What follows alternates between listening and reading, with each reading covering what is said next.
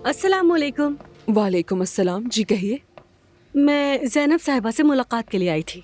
ठीक है, क्यों मिलना है? किताब छपवाना चाहती हूँ। ठीक है, आप अपनी फाइल छोड़ दें यहाँ, हम देखकर आपको जवाब देंगे। क्या? कौन सी फाइल? आपकी किताब की फाइल। हाँ वही तो। जी मैं इसीलिए ही आई हूँ यहाँ। सुने मोहतरमा, यहाँ का निज़ाम कुछ मुख्तलिफ है। सबसे पहले आप किताब लिखेंगी, उसके बाद फाइल हमें भेजेंगी और फिर हम देखकर आपको जवाब देंगे। या मेरे अल्लाह, मैं किताब लिखना क्या जानूँ। खैर, मैं ज़ैनब साहिबा से मिलना चाहती हूँ। मैं उनकी रिश्तेदार हूँ। नाम क्या है आपका? नायला उनाल।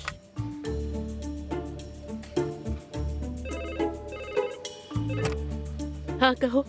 ज़ैनब साहिबा, नाइला उनाल आई हैं आपसे मिलने के लिए। ठीक है, आने दो।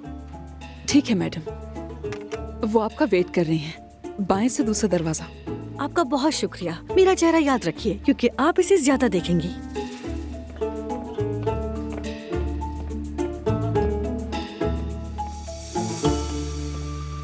हर मुलाकात एक वाकया है, देखते हैं इस बार क्या करती है।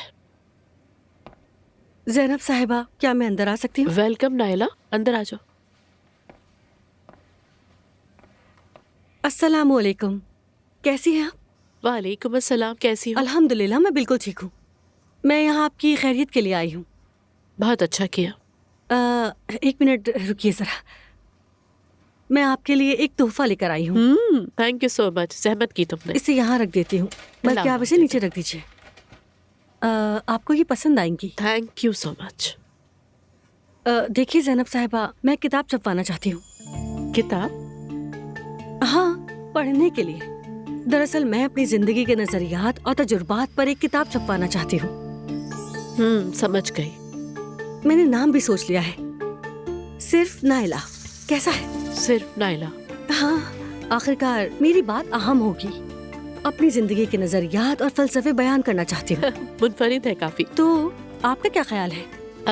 नायला, अच्छा सोचा है तुमने, लेकिन ये काम ऐसे नहीं होते जिस तरह तुम सोच रही हो नायला। तो कैसे होता है?